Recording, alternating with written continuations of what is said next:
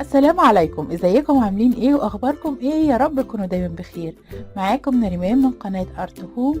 النهاردة هنعمل مع بعض فيديو جديد، بس قبل ما نبدأ الفيديو ياريت لو تعملوا لايك وشير للفيديو، ولو انتم مش مشتركين في القناة اشتركوا معايا في القناة وفعلوا زر الجرس على الكل عشان يوصل لكم مني كل جديد. الحاجات اللي انا محتاجاها، هحتاج سلك رباط، هحتاج خيط، اي خيط موجود، انا محتاجة ستان. الحاجة اللي عندي بقى الاساسية اللي انا هشتغل بيها، احنا ممكن نعمل بديل ليها، تبقى كرتون، يعني قطعة من الكرتون.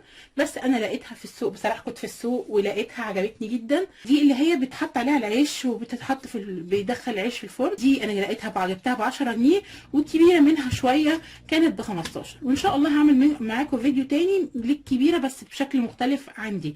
يعني دي هنعملها بطريقة والتانية هنعملها بطريقة تانية خالص. ونبدأ مع بعض الفيديو ونشوف هنعمل ايه مع بعض النهارده. هجيب صنفره، وهصنفر الحاجه اللي عندي بحيث ان هي ما يبقاش فيها اي زوايد او حاجه، بحيث انها تبقى ناعمه واما اجي اشتغل براحتي ما تضايقنيش. دلوقتي انا هجيب عندي اي خيط او اي حبل، اي حاجه موجوده عندي. انا عندي ده طبعا هو اللون مش هيبان، انا كده كده هدهنه، وهاجي هنا وهبدا هلزقه على الحرف. لو مش ما عندناش كوريدون ممكن نجيب دانتيل او كلفه او ركامه او اي حاجه على الحرف هنا ونلزقها. بس انا هحط دلوقتي اللي هو الكوريدون ده، هحط شمع على الحرف هنا. يا ريت لو تعملوا شير للفيديو، تنزلوا بسرعه تعملوا لايك، واللي اول مره يشوفنا وعجبوا الفيديو وعجبت القناه، يا ريت لو تشتركوا معايا في القناه وتفعلوا زر الجرس، عشان لما تفعلوا زر الجرس هيوصل لكم كل جديد وكل الاشعارات الجديده ان شاء الله. طبعا انا هعملها كلها داير داير. هاجي في الجزئيه اللي هنا دي هعمل عقده كده، جزء كده، بحيث ان ده اللي هيتعلق منه. هنا دلوقتي الخطوه اللي عندي ان انا هبدا ادهن. انا جبت هنا ده بلاستيك ابيض، دهان ابيض. لو طبعا الوان تبقى الوان اكليريك لو حابين. وهبدا ادهنها. طبعا احنا لو عندنا سبراي رش هيبقى افضل، اسهل كتير. دهنت الخشب اللي عندي وسبتها تنشف. عقبال ما تنشف هنعمل الجزء بتاع الزينه. انا هعمل النهارده نوتة موسيقيه على الجزء اللي انا عاملاه، فانا بدات هنا اعمل الحروف الموسيقيه اللي عندي ديت، وهنشوف مع بعض هتعمل ازاي، وهنعمل مع بعض حرف سول كمان.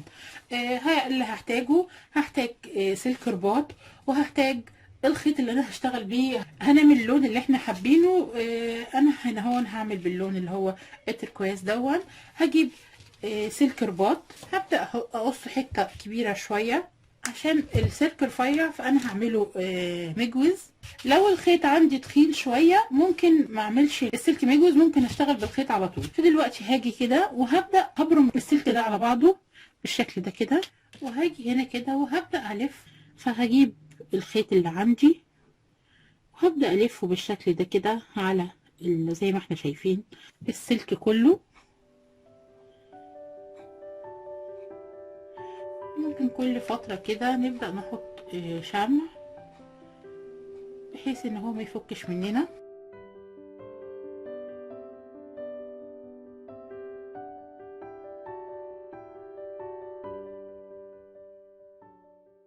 كده بالشكل ده كده هحط شمع في الاخر، هبدأ الفها.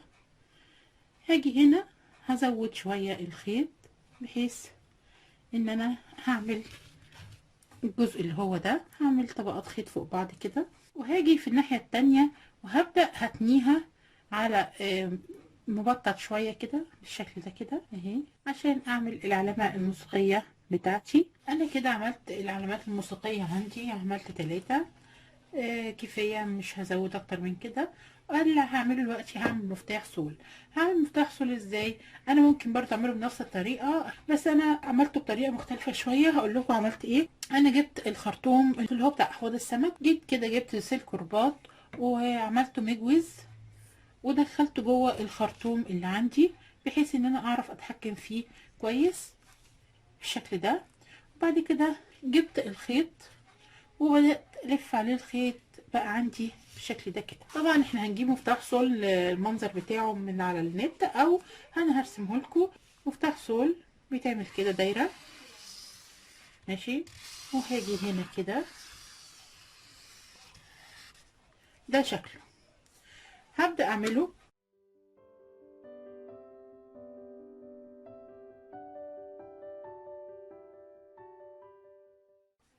ده كده شكل مفتاح صلب، هو كبير شويه، انا هصغره لانه هيبقى كبير على المنظر اللي عندي. هظبطه وهلزقه في بعض كويس، ونرجع بقى نحط الحاجه كلها على المنظر ونشوف هنعمل ايه تاني. الخشب اللي عندي ناشف.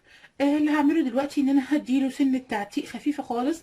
فانا هجيب لون ازرق ولون اللي هو فضي اللؤلؤي، خدت منه شويه صغيرين اللي هو الفضي ده، خدت منه شويه وحطيت عليه نقطه خفيفه خالص من الازرق، اداني الدرجه اللي هي دي اللي انا هشتغل بيها. وهبدا اعمل تعتيق خفيف في الاجزاء اللي هي الفواصل اللي في النص وعلى الحرف. انا مش عايزه لون كتير، انا عايزه اعمل حاجه خفيفه خالص، عايزه اعمل تعتيق خفيف خالص.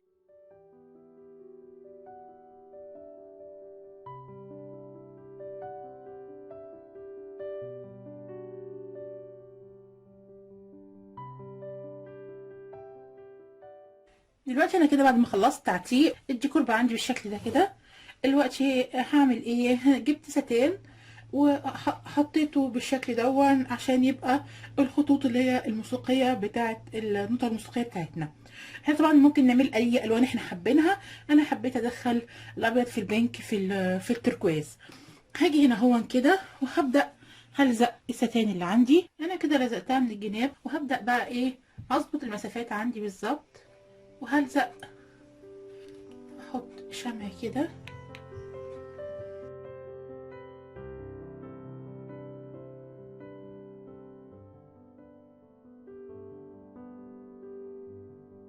هاجي هنا بقى هرص الحاجة اللي عندي بالشكل ده كده، بالشكل ده كده، وهبدأ ألزقهم. هحط بقى ايه عليهم شمع.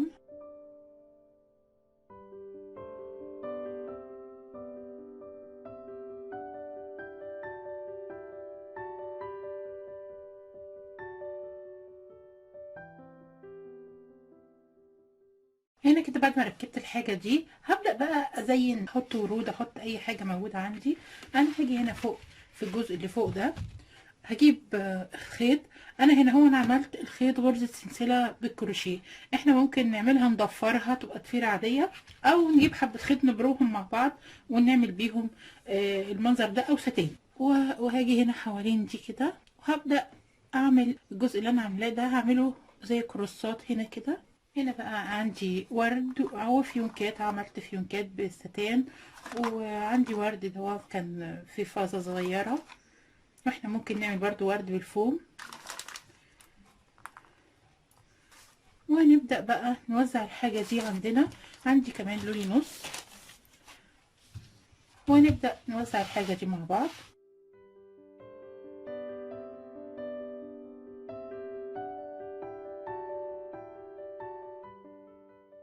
هنا كده انا لقيت عندي القطان اللي هو البينك ده، وانا بقلب في الحاجة فشكله عجبني فحبيت احطه.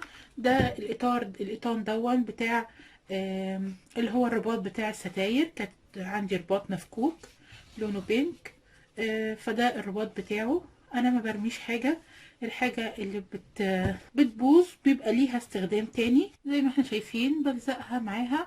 انا ما كنتش احطها بصراحة، بس جربتها لقيتها شكلها حلو ونطقت الحاجة، ادت لون حلو وشكل حلو، فقلت لا احطها عشان اكمل الشغل يبقى مظبوط، والتابلو اللي عندي يبقى متكامل، ما يبقاش فيه حاجة ناقصة. انا ما بحبش اعمل فينش يبقى فيه حاجة ناقصة.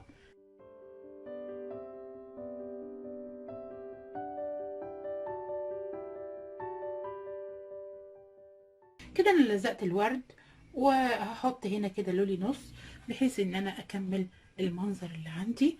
وهحط داير داير، اكمل لولي النص دون برضو داير داير كده. هحاول اظبط المسافات بتاعتي، واحط شمع واحط اللولي النص بتاعي.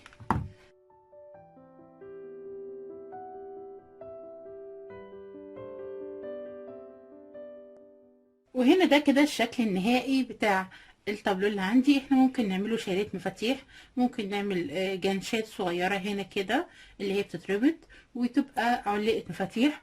هي شكلها جميل جدا، وجديدة، حاجة جديدة. وسامحوني لو بتأخر في فيديوهات او في تعليقات، لان مضغوطة جدا، الحاجة بتاخد مني وقت وشغل، فيا اما بفكر في حاجة، يا اما بحضر لحاجة، يا اما بمنتج، فاعذروني. يا رب يكون الفيديو عجبكم، ولو انتوا اول مرة تشوفونا يا ريت لو تشتركوا معانا في القناة وفعلوا زر الجرس عشان يوصلكوا كل جديد. ولو انتوا مشتركين بالفعل وما تنسونيش في اللايك. والله يا جماعة اللايك بيرفع من روح الواحد معنوية، بيشوف بيحس ان هو الحاجة عجباك. اللايك ده بتدعموني دعم نفسي اكتر منه اي حاجة تانية، بتفرحوني بيه، بحس ان انا بعمل حاجة وعجباكم. واستنوني في فيديوهات تانية كتير ان شاء الله، اعمل لكم شغل كتير جميل يعجبكم، واشوفكم في فيديو جديد، وسلام. ماما جميلة، انت حلوة، انت معك جميلة والشاطرة. وانت جميل يا حبيبي والله، وانت كمان جميل يا حبيبي. انت معك جميلة. انت اللي جميل يا قلبي. عند ماما والسلامة.